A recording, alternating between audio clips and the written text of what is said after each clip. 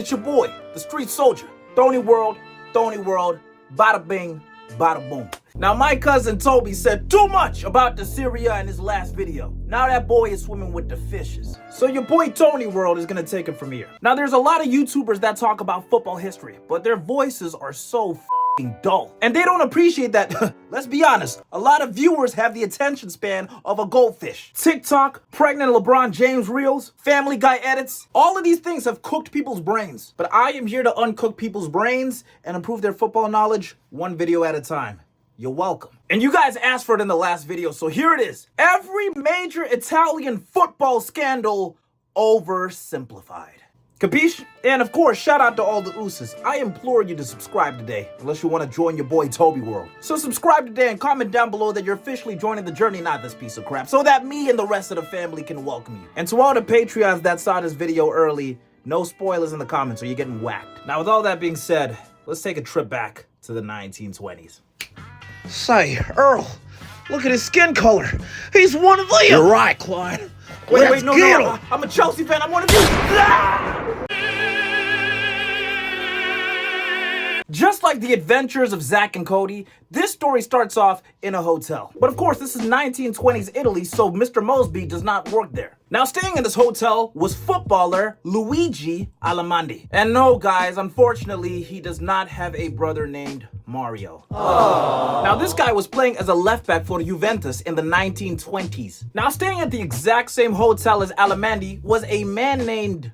Ooh, I'm not reading that. That just looks like a slur. We're just gonna call him by his last name, which was Nani. And no, I'm not talking about that piece of crap. Oh, yo, guys, just breaking your balls here. You guys know that I love Nani. Now, because Nani was simply an auditor for Torino FC in the 1920s, there's no pictures of him online. So in his place, we are going to be using pictures of Silvio Dante from The Sopranos. Now, Nani and Allemandi knew each other through a mutual friend. Torino was gearing up to win the 1927 Italian League, and they didn't want to bottle it the way Arsenal are going to. So Nani cut Allemandi a deal he couldn't refuse. Right, listen. Torino are facing your Juventus soon. And we all know how corrupt Juventus are. What? Juventus aren't corrupt? That, ladies and gentlemen, is foreshadowing. So here's what we're gonna do. We're gonna offer you 35 bands to throw the match. Go out there and play like Ben Chilwell. Wait, are you talking about 2021 Ben Chilwell or 2025 Ben Chilwell? Are you kidding me? I obviously mean 2025 Ben Chilwell. 2021 Ben Chilwell was special. So the deal was struck. Nani had given Allemandi 25,000 Italian lira. Lyra Valkyria? And the remaining 10,000 would be given to Allemandi after the match was finished. The derby had kicked off, Torino versus Juventus. The corruption in the air was palpable. Reports stated that every time Allemandi was running down the left wing, you could see dollar bills flying out of his shorts. Ironically, he was actually one of the best players on the field that day. But Nani's sinister plan had worked. Torino had won the match 2-1 and they had essentially wrapped up the league. This is also the last time that Torino would ever beat Juventus in a match in history. Don't Google, just trust me. But unfortunately, things did not go too well for Allemandi. Hey dude, can I get the rest of my money, please? Are you kidding me? You went out there and played like prime Marcelo. We're not giving you shit. What? But I literally went out there and played like 2021 Ben Chilwell. I said 2025, you idiot. 2025! Now, Allemandi was not getting his money, but these two are not the only characters in this story. There was also a journalist named Renato Forminelli. No pictures of him exist. We're just gonna use a picture of Peter Parker. Now, he was staying at the same hotel that Nani and Allemandi was staying at, and he overheard their deal. So being the journalist he is, he reported on the deal. Wow, an honest Italian journalist.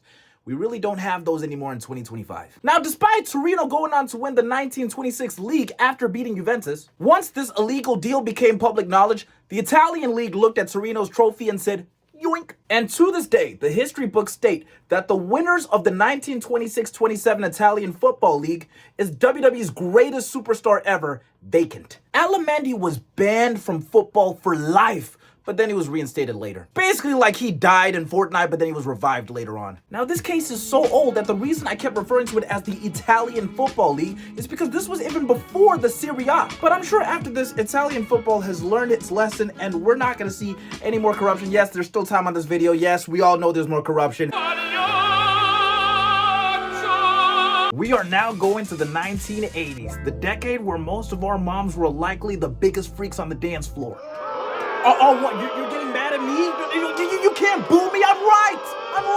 Now, Mr. Krabs is not the only person that owned a restaurant and loved money. There's also the Italian version of Mr. Krabs, Alvaro Trinca. Now, Trinca had a homie named Musino Cruciani. Now, people loved the food in Trinca's restaurant, including footballers, especially players that play for Lazio. But Trinca knew if you wanted to make Italian footballers happy, you gotta give them some of the good stuff. You can't just give them pasta, you gotta give them a side of good old corruption. He would essentially say to the players in his restaurant, yo guys, I just thought of the funniest joke, listen. Oh, brother. Imagine you, this is a good one. Imagine you guys purposefully threw games. And then I get money from you guys throwing these games. How is that funny? Yeah, that's not really funny. That just sounds illegal. Well, it's funny because I'm gonna give you some of the money that I make. Oh, I get it. You should have just said that before. Oh yeah, that's hilarious. And that is exactly what started happening. Serie A players would go out into the field and channel their inner Xavi Simons, stinker after stinker. Trinca and Cruciani would get a huge payday, and the players selling on purpose would get a cut of the money. But unfortunately for the Italian Mr. Krabs, some of the matches were not going down as planned. And pretty soon, Trinca and his homeboy were losing a lot of money. Like 100 million Italian lira. Which, to be fair, at the time was only about $100,000. And in today's money, that's about $400,000. So our two boys said enough! And they snitched on everybody. 27 players, 13 clubs. And that's exactly what happened, Mr. Officer. So, let me get this straight. A bunch of Serie A players were purposefully dropping stinkers so that they could get extra money. Exactly. That's exactly what happened. But it's also because you told them to, and you were getting money as well. Yeah?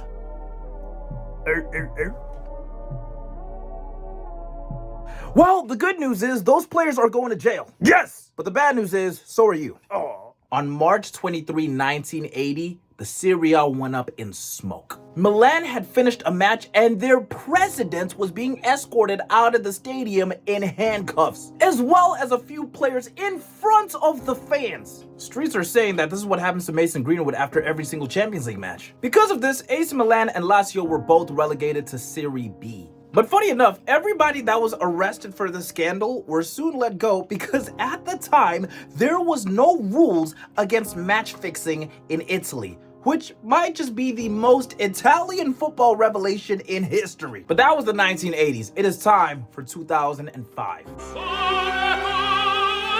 You know what?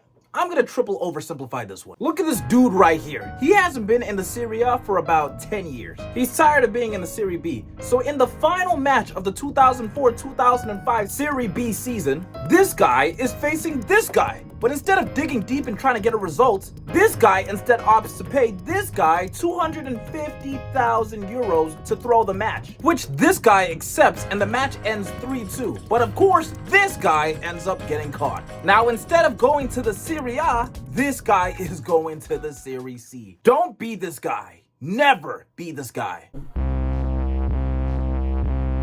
Calciopoli is a classic WWE storyline. The star of the story is this man right here, Maggi. He is essentially the Italian Vince McMahon. The same way Vince McMahon is the owner of the WWE, a company full of meatheads and corruption, Maggi at this time was the head of Juventus, a team full of meatheads and corruption. Now in football, there's referees, but there's also another job called referee designators. These are the guys that decide which referees are going to officiate certain matches. This might be the most boring job of all time. Look, if you are a referee designator, do not put that on your Tinder profile. And for the Premier League referee designators, please stop giving Anthony Taylor Chelsea matches, or else me and him are going to recreate The Rock versus Stone Cold Steve Austin. Now, Maggi McMahon preferred certain referees over others, and he used his influence to decide which referees are going to officiate Juventus's matches. This, of course, gave Juventus an advantage. This is like if Jeff Hardy was having a match against R-Truth for the WWE Championship, and instead of having this bozo as the referee of the match, it is instead Jeff Hardy's brother wearing a referee shirt. This, of course, is giving Jeff Hardy a massive advantage. And this is what was going on during Calciopoli. It did not just involve Juventus, it involved a couple of teams like AC Milan, Fiorentina, Lazio, etc. Oh, by the way, Calcio means football and Poli means scandal, for those of y'all that don't know. Now look, Monty McMahon was having fun playing referee manager, but this would not be a scandal if somebody didn't get caught, which he and a lot of people did. And this, ladies and gentlemen, was by far the biggest modern scandal in Italian football history. And this became public news in 2006, days before the 2006 World Cup final between Italy and France. A lot of the Italian players played for Juventus, and they knew once they set foot back in Italy, they were screwed because Juventus were one of the main culprits in Calciopoli. And yet, somehow, some way, Italy still won the World Cup. You heard it here first, ladies and gentlemen. If somebody told you that cheaters never win, he's lying. Dude, you did it. You won the World Cup for Italy. You're a national hero. Oh, well, you gotta remember, it wasn't just us. You could say that Zidane really put us ahead. Good one. No, but seriously, you're still getting relegated and we're taking 2 of your league titles. Like I said in my last video, I am pretty certain that this scandal is the reason that Italian football does not make as much money anymore. And sponsors are scared to be affiliated with Italian teams because they're worried that another scandal is on the horizon. Oh, come on. That's outrageous. There are no more scandals on the horizon. Now, this is the final scandal we're going to be talking about today. It is the 2011-2012 Italian football match fixing scandal, or simply called Calcio. Look, man, I've read enough Italian today. You guys can read that. Now, before we talk about this one, I want to encourage you guys to please like this video and go down in the comments and comment down which rogue footballer you're honoring your like to today. And while you're down there, go ahead and comment down below if you want more oversimplified football videos. It can be a topic that's niche. It can be a topic that everybody knows about, but you want my version of the story. Just comment down, for example, oversimplified Maradona's time in Italy. Of course, any topic you want. If you guys want more of these kind of videos, I'll do the research, I'll explain it to y'all. Y'all just sit back and enjoy. It's a deal you can't refuse. Now, for our final scandal, there was this syndicate. It was kind of like Fight Club, but instead of Fight Club, we'll call it Bet Club. Now, Bet Club was made up of all kinds of people, ex-footballers, current footballers, people who own betting companies in parts of Eastern Europe and even places like Singapore, and of course, a bunch of other shady individuals. Unfortunately, Ivan Toney couldn't make the cut. Now, the Bet Club was made to clear gambling debts. Now, the Bet Club was so powerful at this time that it got Italian players to start throwing matches so everybody involved could get paid. Now, at this point of this video, you're probably noticing a bit of a pattern. Shady individual offers player money to throw game. Player gladly throws game and gets corrupt money as well. And of course, the finale, everybody gets caught. A lot of people got in trouble for this, including our boy Cristiano. No, not that Cristiano. He's never done anything illegal. Wait, no. I am talking about Cristiano Donny, Atalanta's captain at the time, who was banned for football for 3.5 years because of the scandal. Even Antonio Conte was under investigation for not reporting any wrongdoings. And of course, terrorism football. Atalanta even got a 6-point penalty. Now, apparently, this got so deep that one player from Cremonese even snuck sleeping pills in his teammates' drinks during halftime so that his team could lose and they could get gambling debts cleared. Now, of course, that, along with everything I've said, is allegedly. And that, ladies and gentlemen, is the oversimplified version of every major Italian football scandal. Thank you guys for tuning in to watch this video. Of course, if you guys like this, then please subscribe, like the video, and comment down below if you want more oversimplified videos. If you guys want any particular topic, any player, any era, anything. It could be the history of anything, you feel me? I like doing the research and I like putting it in a way that people can understand, because sometimes it's too much, you feel me? Nobody wants that. And guys, please make sure you join our Discord. Check out the links in my description. There's a lot of cool little stuff there that's gonna make it easier for me to be able to engage with you guys more often. But yeah, that's pretty much it for me. It has been your boy, the Streets Champ, and I've just given you the gift of Toby World. Drink it in, man.